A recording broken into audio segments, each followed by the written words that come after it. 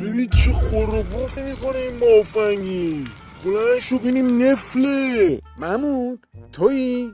پرپه امی جان و عزمام. بالاخره مردی یا نه؟ این آخر کاری خیلی ما رو اذیت کردی محمود.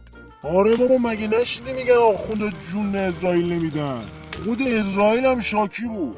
محمود امامو دیدی؟ میگن حالی میکنه اون هیولا اونجا. آره یه نظر دیدم، سر و ته کرده بودنش. بهش گفتم پیامی برای سیدعلی نداری؟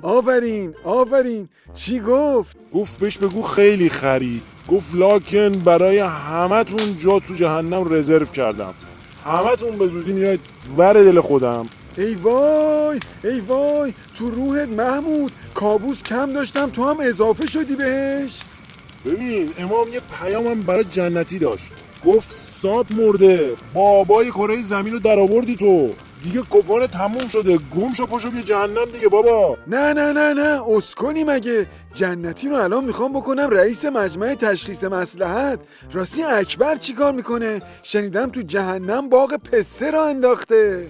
آره الان داره خاطرات امامو واسه هیتلر و چنگیز تعریف میکنه. ای توف تو روحت کوسه که با اون خاطرات دهن ما رو آسفالت کردی. خودت داری چیکار میکنی اونجا؟ والا تازه اول بدبختیه، کارم در اومده. اون همه اعدام و اون همه حکم و یعنی در یک کلام بخوام بهت بگم اسمتمو میارن جلو چشام. حالا ببینیم تو خودت کی خیال داری بیای؟ بستگی به ترموستات هم داره. با این بدبختی هایی که میبینی فکر کنم منم همین روزا راهی بشم. جون اسرائیل، تو که خلاف سنگینی سریعتر بیا اینجا، یه مقداری از این جرم ما کم بشه، سبکتر بشه.